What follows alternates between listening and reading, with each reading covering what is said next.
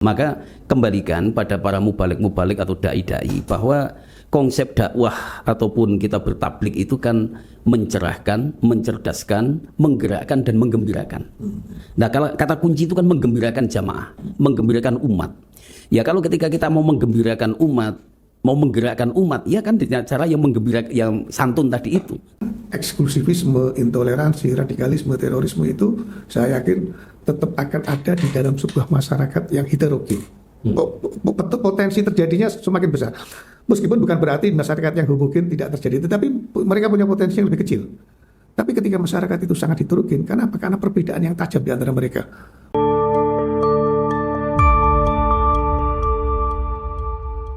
Assalamualaikum warahmatullahi wabarakatuh. Kembali lagi bersama saya Hendra Tri Ardianto di KPK Podcast Kongko Pesantren Kebangsaan.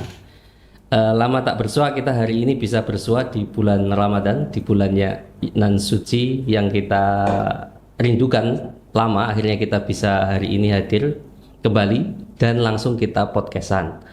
Hari ini KPK Podcast kedatangan tamu, sekaligus masih bersama Kiai Adnan. Assalamualaikum Pak Adnan. Waalaikumsalam warahmatullahi wabarakatuh. Ya, tidak perlu saya perkenalkan, cukup jauh karena di podcast sebelumnya Pak Kiai adalah pimpinan Pondok Pesantren Mahasiswa Kebangsaan. Dan sangat uniknya hari ini kita kedatangan yang kalau Pak Kiai adalah tokoh Nahdlatul Ulama, tokoh NU, hari ini kita kedatangan dari tokoh Muhammadiyah. Nah, ini menarik sekali. Assalamualaikum Pak Dr. Jumai. Waalaikumsalam warahmatullahi wabarakatuh. Waalaikumsalam warahmatullahi wabarakatuh. Pak Dr. Jumai ini dari Ketua Lembaga Dakwah Komunitas PW Muhammadiyah Jawa Tengah. Iya. Kalau dulu Pak Kiai Adnan Ketua PW NU Jawa Tengah. Nah, mau ngobrolin apa kita hari ini? Kita hari ini akan bicara tentang Ramadan sebagai momentum toleransi. Nah, kalau ngomong bicara toleransi pas sekali, karena dua tokoh NU dan Muhammadiyah kita hadirkan bersama-sama. Saya mulai dari Pak Adnan dulu. Pak Adnan, kalau hari ini Pak Adnan kan lama Ramadan di Indonesia ya. Saya pengen tahu perspektif Pak Adnan ketika Ramadan sebagai minoritas. Karena saya ngerti Pak Adnan pernah 2-3 tahun lebih tinggal di Jepang, atau mungkin Ramadan yang lain tinggal di tempat yang minoritas.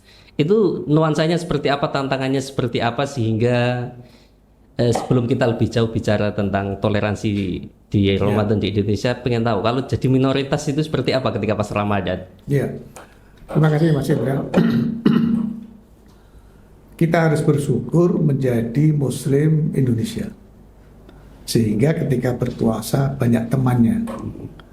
Bayangkan dengan teman-teman saudara kita yang harus berpuasa di tengah-tengah masyarakat yang non-Muslim. Jadi kita di sini noleh kanan puasa, noleh kiri puasa, lihat depan puasa, noleh belakang puasa. Kalau di negara lain yang minoritas Muslim, noleh kanan minum es, noleh kiri lagi makan, noleh lihat depan lagi udut. Iya, jadi kita harus bersyukur betul sebagai bangsa Indonesia. Kita syukuri nikmat sebagai Muslim berbangsa Indonesia. Itu di satu sisi, tapi di sisi lain pahala orang puasa di Indonesia dengan di Jepang misalnya mungkin akan lebih besar di Jepang. Kayak godaannya lebih banyak. Iya, godaannya lebih banyak. Kan nggak ada yang tahu kalau kita nggak puasa. Kalau di sini kita mau makan di tengah warung itu perasaan ada orang teman kita yang kita kenal melihat kita. Oh iya. Kalau di negara lain kan kita nggak akan peduli, nggak ada yang tahu, nggak ada yang kenal siapa kita. Maka di satu sisi kita harus bersyukur kita diberi kemudahan berpuasa di tengah-tengah masyarakat yang berpuasa. Tapi jangan lupa kalau kita hidup di minoritas itu juga harus tetap berpuasa karena di situ pahalanya akan lebih besar insya Allah. Iya. Yeah. Oke. Jadi ini ya, kalau jadi minoritas itu kita lebih tertantang untuk dalam berpuasa itu lebih challenge-nya lebih tinggi Ya, gitu. ya, ya. Nah, untuk Pak Dr. Jumai ini, Siap. saya tertarik dengan ini. Ada kemungkinan kita itu bakal Idul Fitrinya bakal beda. Kemungkinan sih. Iya. Kita pernah start puasanya beda, tapi Idul Fitrinya bareng. Tapi kayaknya ini kalau yang sekarang kayaknya beda, walaupun nggak tahu pastinya ya. Saya orang Nahdien juga. Kulturnya monolitik sekali, nggak pernah tinggal di luar negeri seperti Pak Adnan. Kalau di kampung juga satu kampung kayaknya Ramadannya, Idul Fitrinya sama. Saya pengen tahu Pak Dr. Jumai ini kan tokoh Muhammadiyah lama kan. Ya. Pengen tahu perspektif Pak Jumai bagaimana membangun perbedaan di tengah tadi. Kadang-kadang kalau Iya. kalangan berilmunya itu kayaknya masih aman deh. Betul. Beda Ramadan, beda Idul Fitri sama. Tapi kadang-kadang di masyarakat itu sudah saling mengharamkan itu. Iya, iya, iya. Nah, saya pengen tahu perspektifnya, Kak, menyambut ini kemungkinan beda, kemungkinan. Betul, betul. Nah, kira-kira gimana ini kita menyikapinya? Ya, terima kasih Mas. Bahwa perbedaan awal Ramadan atau akhir Ramadan, Idul Fitri ya, bahkan Idul Adha aja pernah berbeda ya. Dan itu tidak sekali dua kali. Dan bagi saya dalam memperhatikan aspek itu, apalagi saya kan berada di lingkungan yang beraneka ragam juga. Pernah tinggal di Mijen yang juga komunitas mayoritas NU. Terus kemudian sekarang tinggal di Dr. Cipto malah mayoritas berbagai aneka ya. Kalau bagi yang mengerjakan puasa, menjalankan ibadah puasa, itu nampaknya tidak banyak berdebat, Mas. Iya, santai. Iya, santai gitu ya. Justru yang sering berdebat ini kok bedo itu malah justru sing ora poso gitu. Jadi Kayaknya begitu Iya. memang. Jadi saya kira kalau saya sebagai orang Muhammadiyah yang sejak kecil menjadi ketua Ikatan Pelajar Muhammadiyah, walaupun sebelumnya saya justru kulturnya itu dari Pondok NU Pak Yai. Di Palembang Musi Banyuasin itu di Pondok Pesantren Darul Abror ya. 4 tahun di Pondok NU. Ya biasa tarawih dengan 23 ini biasa. Bahkan tadi kan enteng biasa, walaupun biasa saya ngimami 11 rakaat gitu. Tadi ikut 23 ya biasa aja karena sudah biasa kultur itu. Jadi terkait dengan perbedaan awal Ramadan, kemudian akhir Ramadan, bahkan pernah terjadi perbedaan Idul Adha, itu bagi di Muhammadiyah sudah terbiasa lah. Ada yang mencemooh itu biasa. Dan kita memang sudah terlatih dan terdoktrin di kita ketika ada yang mencemooh ataupun memaki dalam tanda petik, baik itu lewat medsos ataupun kadangkala berhadapan kan gitu, ya nggak usah ditanggapi secara serius kan gitu ya, ditanggapi secara guyon aja. Bahwa karena bulan tidak bisa ngomong gitu ya. Jadi karena bulan tidak bisa ngomong tuh kapan satu Ramadannya atau kapan satu Syawalnya kita kan nggak tahu prediksi betul gitu ya. Jadi kita hanya menggunakan metode masing-masing. Jadi tasamuh atau menghormati NU menggunakan ru'yatul hilal secara langsung harus melihat, Muhammadiyah pakai hisab dan sebagainya. Itu kalau bagi yang berilmu kan sudah biasa. Nah, tinggal ketika ada yang mencemooh dan memancing-mancing untuk memprovokasi antara NU dan Muhammadiyah, itu justru bagaimana kita jawab dengan santai guyon, tetapi berlahan juga kita berikan edukasi betapa ini menjadi kekayaan yang sangat luar biasa. Bahwa di negara Kesatuan Republik Indonesia, khususnya Indonesia ini ya, ini kan dengan banyak keilmuan-ilmuwan yang menerapkan dalam konteks istihadnya itu ya, yang dinamakan istihad itu kan luar biasa.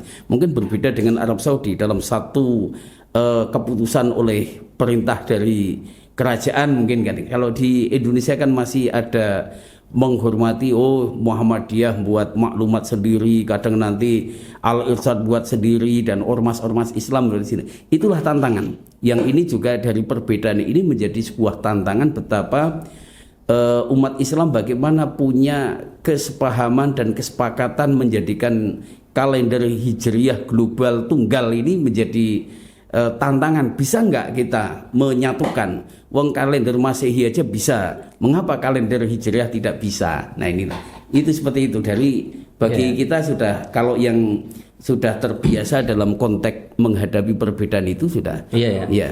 Kita juga udah sering juga kan berbeda dan sebenarnya santai-santai aja. Iya. Cuma kadang-kadang yang tidak ilmi itu yang kadang yang usrak. Betul. Dan penonton mesti tahu ya, saya harus notice ini Pak Dr. Jumai ini Muhammadiyah barusan tadi terawih di sini di pesantren Kebasan. Tidak 8 tapi 20 plus 3 ya. iya itu ini selanjutnya saya masih tertarik dengan perspektif Muhammadiyah.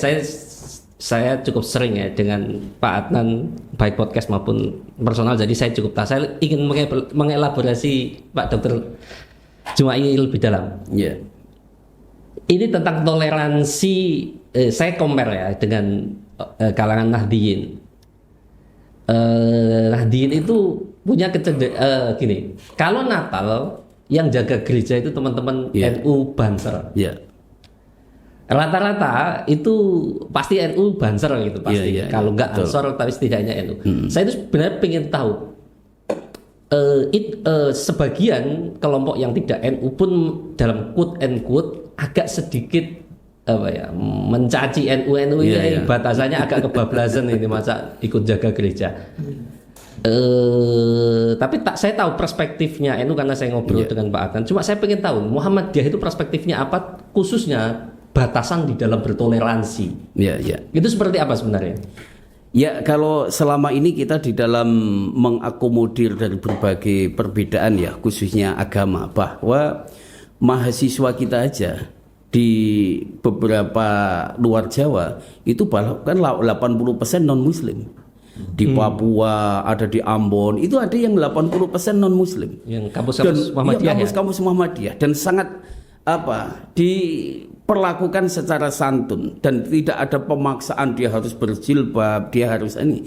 Tetapi justru mereka itu nyaman dan bangga ketika menjadi alumni Muhammadiyah. Di Unimus pun kami juga ada mahasiswa yang non muslim dan kita perlakukan dengan ramah. Bahkan kalau dia misalnya kos, kemudian ada kegiatan hari Ahad, itu kita ada kegiatan, terus kemudian dia ada kebaktian di gereja, kita persilahkan, tidak perlu harus dikurangi nilai dan sebagainya. Artinya menghadapi perbedaan, termasuk tadi ada pertanyaan kalau Angsor, Bangser, Natalan jaga gereja, lalu Kokam jaga apa kan gitu.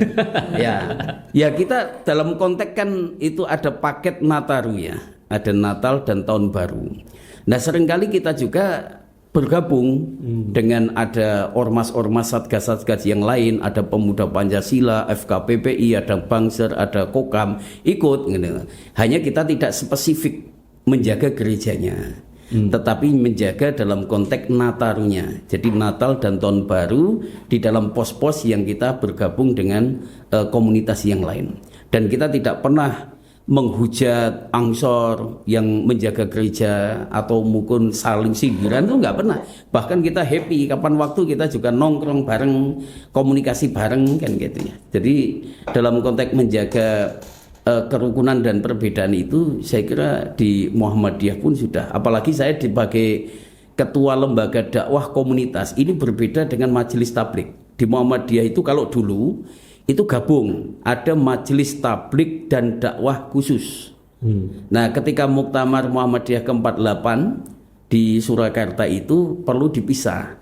Majelis tablik itu yang bagaimana pengajian dari mimbar ke mimbar, dari masjid ke masjid, dari majelis taklim ke majelis taklim. Sedangkan dakwah komunitas ini kita bisa merangkul semuanya. Dari komunitas yang satu agama, satu ormas, lintas profesi dan sebagainya. Dalam ekstremnya saya ditugasi oleh Pak Ketua PWM Mbak Yai, oleh Pak Tafsir itu, bagaimana kita memasuki dunia dakwah ini, dunia gelap dan dunia gemelap gitu. Nah ini yang tidak mudah menyentuh itu, dan alhamdulillah kita juga bisa masuk bagaimana di komunitas Sunan Kuning, bagaimana di komunitas para preman-preman dan lain sebagainya. Akhirnya Muhammadiyah juga sudah ke arah sana. Oh iya, kita sudah masuk. Betapa jamaah kita ini perlu kita artinya kita sapa, kita perlakukan sebagaimana ya yang lain lah. Jadi yang intinya yang punya hak atau pengen masuk surga kan tidak hanya yang ke masjid saja, tidak yang sering ke majelis taklim saja. Kadang-kala mereka yang di bawah naungan sing dunia sangar pun itu juga pengen juga masuk surga, tapi bagaimana caranya untuk itu tidak. Kami pun punya namanya jamaah pengajian komunitas setiap bulan, bahkan pengajiannya di Sasana Tinju. Nanti ini kemarin Pak Yai Anasom sudah ngaos di situ, almarhum Kiai Hador Ihsan juga di situ, nanti Pak Yai Adnan juga nanti kita rawuhkan di pengajian komunitas Sasana Tinju. Itu yang kita juga ngomong berbagai komunitas. Bahkan jamaah pengajian komunitas itu ada yang dari Hindu, Buddha, Katolik, Kristen datang. Wah ini Iya. kayaknya Muhammadiyah udah mulai mirip NU ini. Saya merasa lebih mirip NU sekarang ini. Nah ini terkait itu Pak, ini sama persis. Pertanyaannya masih sama ya. Batasan tentang toleransi. NU itu dinilai oleh beberapa kalangan, yang non NU tentu saja yang menilai, itu agak permisif, agak kebablasan. Beberapa yang dipersoalkan misalkan ceramah, tapi di komunitas non Muslim, di gereja itu ngomongin Islam. Atau di diskotik atau pokoknya agak-agak ekstrim gitu pola ininya. Jadi itu beberapa agak sedikit merasa ini udah melampaui batas. Sebenarnya seperti apa sebenarnya batasan karena kekhawatirannya gini, toleransi kalau terlalu kejauhan itu masuk ke wilayah liberal yang agak kebablasan. Nah kira-kira batasannya saya akan mulai dari batasan pengertian toleransi dulu. Karena dengan batasan yang berbeda kita bisa bersikap dan berperilaku yang berbeda. Menurut saya toleransi itu mengakui, menghargai orang lain yang berbeda, apapun perbedaannya, bukan menjadi orang lain. Kalau menjadi orang lain bukan toleransi lagi, karena dia sudah berubah menjadi orang lain. Tapi kalau dia mengakui sekaligus menghargai orang lain yang berbeda, apapun perbedaannya, dia tetap menjadi dia sendiri, dia tetap menjadi diri sendiri, dia tidak menjadi orang lain. Nah disitulah makna toleransi. Kalau dia larut di dalam orang lain yang berbeda, bukan toleransi. Maka saya tidak mengingkari ada beberapa anak NU yang kebablasan, tapi bukan NU-nya kan, anak NU kebablasan. Misalkan ikut ritual di tempat ibadah non-Islam, ya. Tapi kalau sekedar dolan silaturahim di tempat ibadah non-Muslim nggak ada masalah. Memberi ceramah di sana kalau diundang oleh pihak gereja nggak ada masalah. Siapa tahu setelah dengerin ceramah terus syahadat semua. Pahala semua. Asal jangan sebaliknya begitu diundang ceramah malah dia jadi berubah gitu. Jadi kita lihat sisi positifnya. Nah kalau anak-anak Banser itu jaga gereja, selama dia jaga di luar nggak ada apa-apa. Yang penting dia tidak ikut kebaktian di dalam. Ya. Sebetulnya tidak dijaga pun nggak apa-apa, nggak akan ada sepatu yang hilang. Mereka yang ikut kebahagiaan di gereja. Cuma kita itu ingin mereka yang sedang beribadah itu mendapatkan ketenangan supaya tidak terganggu. Sama halnya ketika kita sedang melaksanakan sholat Idul Fitri, terus ada yang naik sepeda motor brong, terganggu kita. Ya, jadi tentang persoalan ibadah ritual mereka itu hak mereka, ya, tetapi secara sosial kita tidak boleh mengganggu mereka. Kenapa? Kalau kita mengganggu Tuhan mereka, mereka akan melakukan gangguan yang mungkin bisa lebih besar lagi. Jadi sebetulnya ketika kita menghormati Tuhan mereka, itu sebetulnya kita sedang melindungi Tuhan kita sendiri. Nah itu yang penting untuk dipahami tentang toleransi. Selama tidak larut dan menjadi orang lain, itu sebagai seorang Muslim, tidak hanya sebagai NU, sebagai seorang Muslim harus. Saya senang mendengar Muhammadiyah sudah begitu, berarti sudah meniru NU. Belajar dari Terima NU. kasih. Satu lagi Pak, saya ingin tahu pandangannya. Ini sekarang dunia medsos itu banyak ulama-ulama yang quote and quote nggak toleran sebenarnya. Misal Desember kemarin lah, itu selalu ada ulama yang nongol di medsos itu yang melarang atau mengharamkan Natal misalkan. Saya yakin kan orang-orang Islam itu kalau dalam batas toleransi didefinisikan tadi kan cuma apa ya bahasanya sapa menyapa ya normalnya kehidupan aja, nggak ada yang ingin ini adalah saya pindah ke Kristen kan. Nah bagaimana pandangan Pak Adnan soal hal semacam itu? Iya, memang itu selalu muncul. Konkretnya adalah larangan mengucapkan selamat Natal karena dianggap itu nggak perlu. Ya bagi saya kalau dia memang tidak ingin mengucapkan ya tidak usah mengucapkan, nggak apa-apa. Ya, tetapi kalau mengucapkan Natal itu berarti dimaknai mengakui kelahiran Yesus pada tanggal 25 Desember itu terlalu jauh, korelasinya di mana? Kalau itu dimaknai secara tidak langsung berarti mengakui kebenaran Natal, jangan-jangan ikut libur Natalan juga dimaknai mengakui kebenaran Natal. Saya justru ingin bertanya, orang yang mengatakan seperti itu, seandainya dia ASN, di tanggal 25 Desember dia libur atau berangkat kantor? Kalau dia menolak ucapan selamat Natal, tetapi dia menikmati liburan Natal, sama saja dia juga secara tidak langsung mengakui. Nah, gitu-gitu tuh kadang frame di dalam memahami sebuah persoalan yang terlalu hitam putih, terlalu jauh memberikan penafsiran yang di luar konteksnya. Saya kira nggak ada masalah kalau untuk mempererat hubungan. Siapa tahu dengan mengucapkan selamat Natal terus teman kita yang ngirimi apa namanya makanannya itu apa? Makanan Natal atau kue lumayan itu.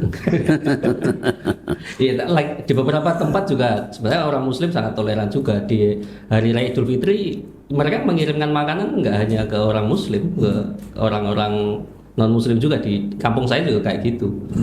Artinya sebenarnya ini kalau di kalangan orang berilmu sebenarnya beres ya. Saya pernah punya tetangga pendeta. Sekarang jamaahnya banyak sekali. Itu setiap Natal tahun baru pasti kirim cake. Ya. Begitu Idul Fitri ya saya kirim lontong opor. Tadi itu tidak berarti saya mengakui kebenaran Natal. Itu kan toleransi dalam konteks hubungan sosial. Jangan lupa Nabi itu mengatakan tetangga kita itu ada 3. Tetangga yang memiliki 3 hak, yaitu tetangga yang Muslim, yang kerabat kita, yang seagama dengan kita. Itu punya 3 hak. Yang kedua, tetangga yang hanya memiliki 2 hak, yaitu tetangga yang kerabat kita, tetangga kita agama dengan kita tapi bukan kerabat. Ya. Dan satu yang punya hak satu, yaitu dia bukan kerabat, dia tidak seagama, tetapi dia tetangga kita. Dia masih punya satu hak sebagai tetangga. Nah itu yang kadang-kadang dilupakan oleh orang Islam. Lalu menganggap yang non Muslim itu berarti bukan saudara. Memang bukan saudara, bukan kerabat, tapi ketahuilah dia adalah tetangga. Sehingga kalau sakit juga harus ditengok. Ya, siapa tahu setelah ditengok dia syahadat. Alhamdulillah. Tapi seandainya tidak pun itu kan kehidupan di tingkat yang paling bawah di kampung itu menjadi harmonis. Nah kalau itu terjadi di kampung yang lain, berarti satu kelurahan, satu RW menjadi harmoni, bisa meningkat lebih besar lagi. Ya, ini masih soal dunia digital atau medsos. Saya tahu Pak Dr. Jumai cukup aktif di medsos. Iya. Saya pengen tahu pendapatnya tentang ini, tentang kalau ada pengajian itu isinya marah-marah. Jadi udah pokoknya dan itu terekam di dalam video-video ada di YouTube, ada di mana-mana. Dan tone-nya itu tidak ada tone hangatnya itu, bahkan kehangatan aja nggak ada. isinya marah-marah. Saya itu pengen tahu perspektifnya, Pak Dr. Jumaim, mengingat konten-konten semacam ini itu cukup beredar cukup banyak. Betul. Apalagi ini di bulan Ramadan ya, mungkin para pengajian kelompok-kelompok yang semacam ini itu cukup banyak beredar. Ini bagaimana kita menyikapi konten yang dimana para ulamanya itu berisi marah-marah, ngajak kekelahi sana sini, kalau nggak dengan pemerintah dengan kelompok sebelah, dengan yang mereka yang berbeda. Ini gimana cara kita mensiasati situasi-situasi semacam ini? Ya, terima kasih. Jadi konteks dakwah sendiri atau tablik sendiri kan sebenarnya bil hikmah dan wajadilhum billati hiya ahsan ya. Jadi dengan hikmah, dengan bijaksana, dengan penuh kearifan, memperhatikan aspek-aspek sosial dan kemanusiaan, dan kalaupun akan mengubah itu kan dengan cara yang santun ya. Jadi memang medsos kali ini itu luar biasa, sangat-sangat masif ya. Kalau benci kepada sesuatu itu langsung luar biasa. Maka kembalikan pada para mubalik-mubalik atau dai-dai bahwa konsep dakwah ataupun kita bertablik itu kan mencerahkan, mencerdaskan, menggerakkan dan menggembirakan. Nah, kalau kata kunci itu kan menggembirakan jamaah, menggembirakan umat. Ya kalau ketika kita mau menggembirakan umat, mau menggerakkan umat, ya kan dengan cara yang menggembirakan, yang santun tadi itu, tidak dengan cara yang marah-marah dan sebagainya. Memang kadang-kadang tidak elok ya, bahkan kita kadang menyaksikan sendiri itu, loh ini kok seperti ini, yang mau diambil endingnya itu apa dari dakwah ketika kok hanya marah-marah, kemudian menyalahkan orang lain, menganggap dirinya paling benar dan sebagainya. Dan ini tidak akan pernah selesai. Jadi ketika sudut pandang itu selalu melihat orang lain dari sisi kekurangan dan melihat dirinya dari sisi kelebihan, ini tidak akan pernah selesai. Maka konsep kacamata ini harus dibalik. Ketika melihat orang lain, saya secara pribadi sebagai kader Muhammadiyah yang semula adalah kader NU kan gitu ya. Itu melihat dari NU itu dari sisi yang baik dan unggulnya apa. Kemudian melihat dari sisi Muhammadiyah itu yang kurang, Pak Yai. Oh, Muhammadiyah itu kalau dari sisi penguatan kultural dan spiritual itu relatif agak kurang.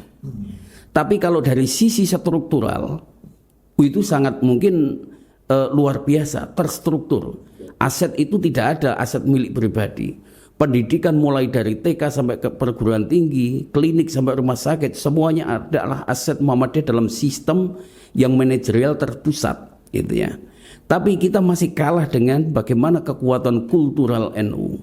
Orang Muhammadiyah mungkin masih banyak aktif pengajian di Muhammadiyah, aktif dalam kegiatan Muhammadiyah kalau masih masuk struktur dari pimpinan cabang, pimpinan daerah, pimpinan wilayah atau sebagai ketua lembaga itu aktif. Tapi terus mungkin jadi kepala sekolah dari rektor itu masih aktif di Muhammadiyah. Tapi giliran sudah purna itu kadang diundang pengajian aja nggak datang gitu ya.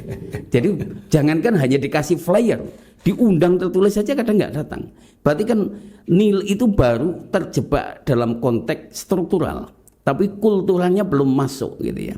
Nah ini yang kita perlu belajar banyak dari NU. Walaupun NU sendiri, kita juga belajar dengan Muhammadiyah gitu ya. Nggak usah belajar. Langsung jalani. Nah, Muhammadiyah belajar bagaimana membangun pondok pesantren yang dimiliki NU luar biasa. Ya. Terus mungkin NU juga berkembang sekarang perguruan tingginya kan gitu. Jadi artinya dalam konteks ini kita di dalam pergerakan ya tidak perlu kita saling menghujat antara satu dan yang lain. Justru kita bagaimana tadi mencerahkan, mencerdaskan, menggerakkan dan menggembirakan umat atau jamaah. Gitu. Yeah. Kalau Pak Adnan ini habis purna malah sibuk ngurus umat gitu. Yeah. Jadi Pak Adnan ini setelah purna kemarin udah isinya ngelola pondok, ngaji dan lain sebagainya. Tapi menarik sebenarnya plus minus NU juga hari ini sepertinya sedang belajar menata struktur. Rumah sakit mulai ditata, perguruan tinggi NU ini mulai naik daun sedikit demi sedikit di beberapa kota. Kita saling belajar kayaknya. Coba saya tertarik dengan satu hal tadi. Sempat muncul memang goalnya goalnya dakwah itu ya gembira. Cuma saya ingin tahu perspektifnya Pak Adnan. Ada beberapa kritik ke NU di mana dakwahnya itu terlalu gembira. Banyak guyon gitu. Satu guyon masih oke. Kalau guyon masih oke karena saya yakin kiai-kiai NU yang dakwah guyon itu masih ada isinya. Iya. Problemnya itu yang jadi seringnya itu kadang-kadang dangdutan dicampur, musik DJ lah apalah. Kadang-kadang sudah mulai memasukkan entertain cukup dominan dan kadang-kadang bercampur aduk itu. Nah, Pak Adnan menyikapi begini gimana itu, Pak? Iya, Pak Dr. Jumaid tadi kan sudah bilang di sisi kultur NU kuat. Tapi jangan lupa, justru karena kuatnya di kultur itu membuat mereka tidak terikat dengan struktur. Iya. Jadi kalau misalkan struktur mengingatkan ini dakwah, ini pengajian, tidak boleh dicampur dengan malahi, dengan tontonan, apalagi itu nyerempet-nyerempet larangan syariat. Tapi mereka merasa independensinya tinggi, mereka merasa otonom, mereka bukan bagian dari struktur. Umatnya juga masih ada, aman-aman aja. Gitu. Jadi saya sepakat, saya senang itu karena dakwah yang mengembirakan. Betul. Mungkin Muhammadiyah itu kuat di dalam dakwah yang mencerdaskan, yang menggerakkan. NU terlalu kuat di dakwah yang menggembirakan. kurang menggerakkan karena kultur itu nggak usah digerakkan, sudah gerak sendiri. Ya. Nah ini tantangan bagi NU jelas. Saya yakin ini tantangan dan itu memang tidak mudah. Bagaimana menjamiyahkan jamaah, itu tantangan yang berat. Nah kalau tantangan Muhammadiyah kan justru sebaliknya menjamaahkan jamiahnya. Jadi saling mengisi ya. Oke. Satu lagi untuk Pak Adnan. Mungkin ini tidak tahu ya. Isu tentang radikalisme, isu tentang intoleransi itu kayak isu yang up and down, kadang naik, kadang turun. Mungkin hari ini tidak seperti tahun 2019 misalkan yang sangat intens. Tapi saya merasa ini tuh masih ada sekam di Indonesia. Saya tahu juga Pak Adnan ini kan kemarin menulis 2 tahun terakhir menulis 2 buku, satu tentang kekerasan agama, satu tentang radikalisme. Kelompok-kelompok intoleran di kalangan Muslim di Indonesia itu saya kira masih ada. Ini menyikapinya bagaimana usaha-usaha kita, meskipun tahun-tahun ini sepertinya tidak muncul ke permukaan cukup intens. Nah, menurut Pak Adnan gimana dalam konteks dakwah seperti apa kita harus terus menyemaikan ide-ide yang moderat, ide-ide yang tadi saling menghargai, saling menghormati. Ya, jadi tantangan terberat di dalam memahami, merespon intoleransi, radikalisme, bahkan sampai terorisme itu justru di saat tenang. Di saat situasi tidak ada gerakan radikal, di saat tidak ada tindakan teror, itu yang malah paling bahaya. Karena apa? Karena tidak ada action yang bisa dilakukan untuk menahan, untuk menegakkan ketertiban dan sebagainya. Begitu ada gerakan radikal, apalagi teror yang mengganggu tertib masyarakat, kita kan terkejut kemudian. Justru kewaspadaan itu tidak boleh kendor meskipun situasi tenang, karena menurut saya justru di ketenangan itu kita akan semakin sulit mendeteksi kalau kita tidak waspada, kalau kita lengah. Nah, yang kedua yang tidak kalah pentingnya adalah memahami akar persoalan mereka menjadi intoleran, radikal hingga teroris. Karena itu bisa faktor pribadi, bisa faktor sistem, bisa faktor pemahaman keagamaan, bisa tumpuan semua faktor itu menyatu, saling cross ya. Iya, saling mengisi. Jadi katakan misal bahkan situasi persoalan atau problem yang terjadi di negara lain yang bersifat internasional, katakan misalkan isu Palestina, itu sangat sensitif bagi umat Islam Indonesia. Paling tidak sebagian kecil umat Islam Indonesia. Ya, sangat sensitif. Nah, ketika ada kebijakan dari negara yang dianggap tidak membela Palestina, itu bisa menjadi letupan benih. Jadi artinya gini, kalau kita ingin meminta masyarakat itu untuk tenang agar supaya mereka tidak radikal, tapi juga jangan muncul kebijakan-kebijakan yang mendorong mereka masuk di dalam paham gerakan radikal. Penting. Obatnya itu tidak bisa sepihak. Jadi obatnya juga harus dari pihak lain. Nah, kecuali kalau orang sudah salah di dalam memahami nilai keyakinan keagamaannya, itu dia nggak peduli di kebijakan baik atau di kebijakan sudah benar, dia nggak akan peduli. Nah itu, oleh karena itu terapinya memang bisa berbeda-beda, tidak bisa, tidak ada terapi untuk radikalisme dan terorisme yang one size fits all, tidak ada. Harus dilacak dari apa penyebab sumber. Dan media sosial itu adalah tempat yang paling subur di antara semua tempat yang itu paling subur. Ibaratnya itu ditanami, nggak ditanami aja tumbuh buah-buahan. Apalagi di situ orang banyak menanam benih radikal, benih kekerasan. Maka saya kira kewaspadaan itu juga harus seimbang. Tidak hanya pada saat terjadi gejolak, tapi dalam situasi tenang. Benar kata Mas Indra, ini tetap seperti api dalam sekam. Karena apa? Karena eksklusivisme, intoleransi, radikalisme, terorisme itu saya yakin tetap akan ada di dalam sebuah masyarakat yang heterogen. Potensi terjadinya semakin besar. Meskipun bukan berarti masyarakat yang homogen tidak terjadi, tetapi mereka punya potensi yang lebih kecil. Tapi ketika masyarakat itu sangat heterogen, karena apa? Karena perbedaan yang tajam di antara mereka. Makanya tadi itu kan saya ingin memberikan batasan tentang intoleransi orang lain yang berbeda, apapun perbedaannya itu. Nah, saya kira dari situ ya diimbangi dengan kebijakan-kebijakan pemerintah dan negara yang tidak membuat mereka menjadi seperti membangunkan macan yang sedang mimpi. Ya, negara juga harus hati-hati sebenarnya dalam memilih keputusan politik mereka. Betul, saya sepakat karena Palestina ini agak sedikit sensitif, terutama bagi umat Muslim di Indonesia atau di Malaysia itu kan saya kira itu isu-isu yang cukup sensitif. Nah, saya masih tertarik dengan isu potensi-potensi radikalisme di sosial media.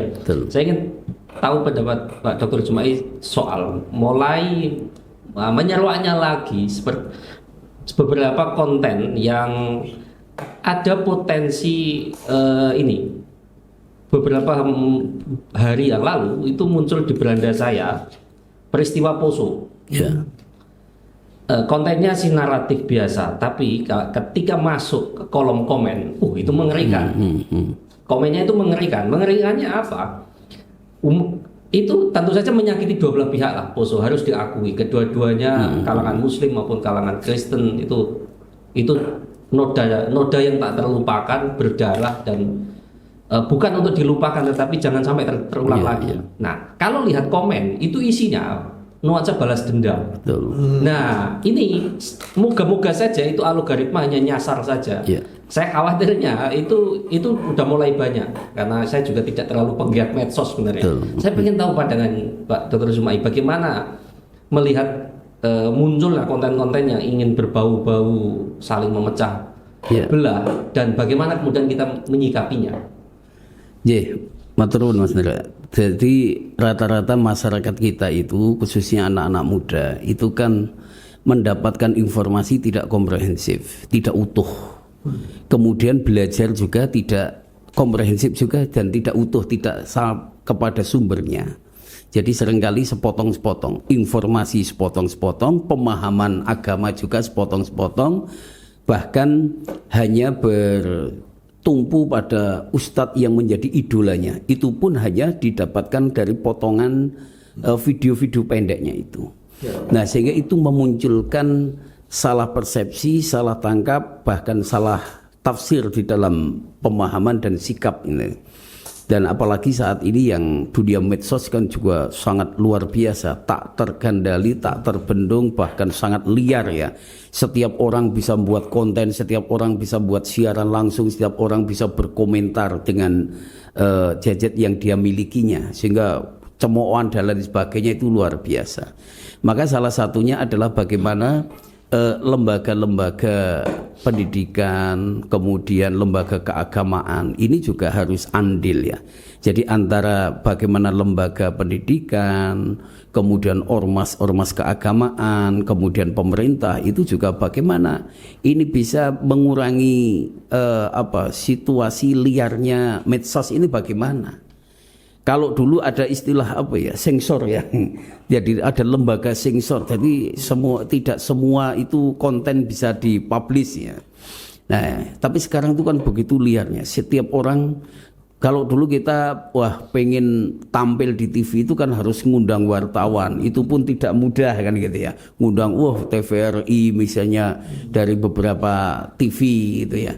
Tapi sekarang kan dengan mudahnya dia dengan HP-nya dia itu bisa siaran langsung, bahkan bisa sampai pada objek yang dia inginkan, tetapi dengan salah informasi, salah persepsi, salah tafsir yang sehingga disampaikan kepada masyarakat itu sudah orientasinya pada provokatif.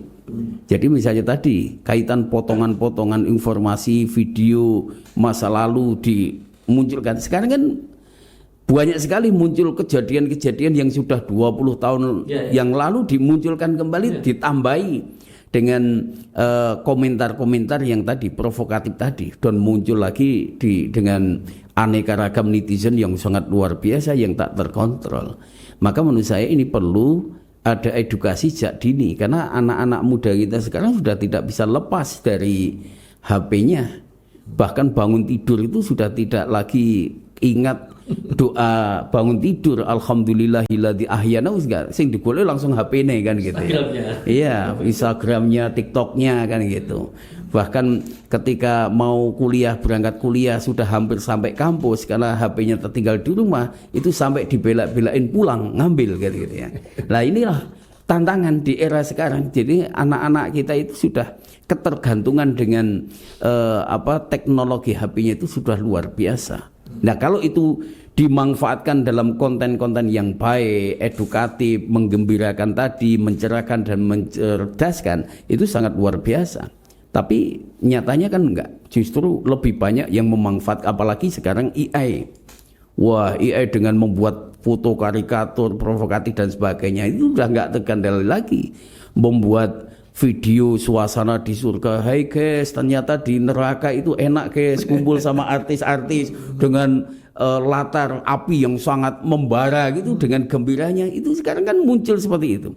Nah, maka beberapa waktu yang lalu ketika kami sowan di hadapan Bapak Kapolda, bahwa tantangan lembaga dakwah sekarang ini bagaimana kita bisa mengimbangi konten-konten yang selama ini dipakai oleh mereka dalam konten yang sangat memprovokasi dan sebagainya, tapi bagaimana konten dakwah itu yang menarik di hadapan anak muda. Mungkin tidak perlu panjang-panjang, tetapi konten yang sangat diminati oleh anak muda itu seperti apa. Maka perlu pembekalan bagi para dai-dai itu dalam kemampuan digitalisasi IT dan lain sebagainya gitu. Ya, saya kira kita sudah bicara cukup panjang. Ini mungkin sesi terakhir, closing statement. Saya mau minta Pak Yai untuk kasih closing statement khususnya terkait bagaimana anak-anak muda, entah yang di pesantren atau di kampus atau di yang lainnya, agar supaya berhati-hati dengan paparan konten-konten yang mengajak tindakan-tindakan intoleran, menyebar permusuhan, membenci kelompok lain yang bertebaran di internet. Kira-kira apa guidance, petuah yang bisa dikasih pegang untuk anak-anak muda di masa sekarang? Ya, sebelum itu saya malah justru ingin mengajukan pertanyaan. Yang banyak melakukan ujaran kebencian di medsos itu hanya anak muda atau termasuk orang tua? Tidak tahu Pak pastinya. Saya juga nggak tahu. Akunnya itu tidak tahu kita. Artinya edukasi terhadap penggunaan media sosial secara bijak itu kan tidak hanya untuk anak muda tapi juga orang tua. Orang tua. Yang tadi dicontohkan Pak Dokter bangun tidur cari HP, jangan-jangan anak tidak cuma anak muda tapi orang tua. Nah, iya. Malah bahaya karena kalau anak muda apalagi masih tergantung orang tuanya, begitu dia mau bikin konten kehabisan pulsa berhenti. Kalau orang tua langsung beli pulsa, langsung isi, ya kan? Oke, jadi saya kira begini, ujaran kebencian itu secara moral agama apapun melarang, agama apapun, nilai budaya di masyarakat manapun tidak akan mentolerir, pasti akan melarang. Dan itu bukan sebuah nilai yang baik. Karena apa? Terbukti itu tidak diajarkan secara turun-temurun dari satu generasi ke generasi berikutnya. Tidak ada transmisi nilai ujaran kebencian. Maka sadarlah, itu dilakukan di medsos maupun tidak sama saja. Tetap justru kalau di medsos itu mungkin dosanya lebih besar. Kenapa? Karena jangkauan tidak terkendali. Iya, jangkauannya itu tidak bisa dikendalikan. Betul. Jadi melakukan fitnah secara terbatas di sebuah komunitas itu kan paling orang-orang di sekitar itu saja yang. Tapi kalau sudah viral di medsos, itu kan dunia akhirat tahu semua. Nah itu bahaya. Fitnah aja itu dosanya sudah mengerikan, apalagi fitnah lewat medsos. Itu saya nggak bisa bayangkan bagaimana cara minta maafnya itu. Kalau fitnah satu orang, lalu di sini ada 5 orang yang mengetahui, cukup minta maaf kepada yang difitnah, menjelaskan kepada mereka 5 orang yang tahu itu bahwa itu nggak benar, itu saya fitnah. Nah, tapi kalau yang menonton sudah ratusan ribu, nggak diketahui pula lokasinya. Iya, begitu dia minta maaf, belum tentu ratusan ribu itu semuanya melihat permintaan maafnya. Wallahu a'lam bishawab. Saya juga minta closing statement dari Pak Dr. Jumai. Kira-kira gimana kita sebagai generasi itu, khususnya betul untuk generasi muda, agar bijak di dalam menggunakan medsos, terutama di iklim yang sepertinya akan beresiko kalau intoleransi terus-menerus muncul di dalam sosial media. Ya, ketika Pak Yai tadi nyambung Pak Yai dulu bahwa ketika ada pahala jariah, lah ini muncul ada dosa jariah juga gitu ya. Jadi sekalipun dia itu sudah meninggal tetap mendapatkan kiriman dosa terus gitu ya. Karena melalui medsos menyebarkan isu informasi-informasi yang tidak baik. Lah maka di dalam konteks ini menurut saya edukasi kepada anak muda itu memang perlu kita mencari tahu apa sih yang disukai oleh anak muda. Kami seringkali mengadakan pengajian yang mengumpulkan anak-anak muda, ya kita ngikuti selera mereka dulu. Nah, mereka pengen ngaji di mall, ya kita ajak ke mall. Dia pengen ngaji di bioskop gitu. Jadi setel ke film sang kiai, sang pencerah. Nah, setelah itu baru ada muatan-muatan di situ. Karena rata-rata anak-anak muda itu ketika mau diajak ke masjid bersama orang-orang tua, pada nggak mau. Tapi makanya masjid-masjid taklim kan di sini yang sepuh-sepuh gitu ya. Anak muda kan jarang dijumpai di masjid taklim itu. Maka perlu kita itu juga menguasai dunia yang disukai anak muda itu, dan kemudian bagaimana kita juga mengambil simpati mereka, baru kita bisa memberikan masukan-masukan terkait dengan, karena kalau anak muda itu tiba-tiba dimarahi gitu ya, itu bukan malah manut, malah tertantang gitu ya. Maka kita harus dengan cara-cara yang santun, cara-cara yang bijak, kemudian bagaimana mengajak anak-anak muda itu ya dengan literasi yang sangat kuat gitu ya. Jadi kalau di kampus itu seringkali saya mengikuti keinginan anak-anak. Misalnya kok perlu ada diskusi dan sebagainya, itu tidak perlu langsung di ruang yang sangat tertutup yang ber-AC. Aku suka di taman, yuk di taman. Aku suka di trotoar sambil ada pemandangan orang yang lewat kan gitu. Ya kita ikuti. Jadi saya kira supaya membangun suasana yang sangat menyenangkan dan menggembirakan tadi memang perlu literasi yang sangat sesuai dengan konteks anak muda. Yap, terima kasih Iya. banyak sekali. Saya kira inilah akhir dari podcast kita. Saya harap nanti setelah tayang teman-teman bisa melihat kesejukan yang luar biasa. Meskipun kita menghadirkan dua tokoh yang berbeda dan berseberangan, isinya ternyata saling melengkapi, saling mengisi, dan tentu saja kita berkeinginan agar kita itu tetap jadi bangsa yang lama dan hidup damai di dalam landasan perbedaan yang luar biasa, tapi kita tetap bisa rukun. Semoga ada manfaatnya podcast kita hari ini. Kita akan berjumpa lagi di podcast KPK Podcast yang lainnya. Terima kasih Pak Kiai, terima kasih Pak Dr. Ya, Juwain. sama-sama. Semoga kita dapat hikmah dari Amin. apa yang kita hadirkan hari ini. Terima kasih. Assalamualaikum warahmatullahi wabarakatuh. Waalaikumsalam warahmatullahi wabarakatuh. wabarakatuh.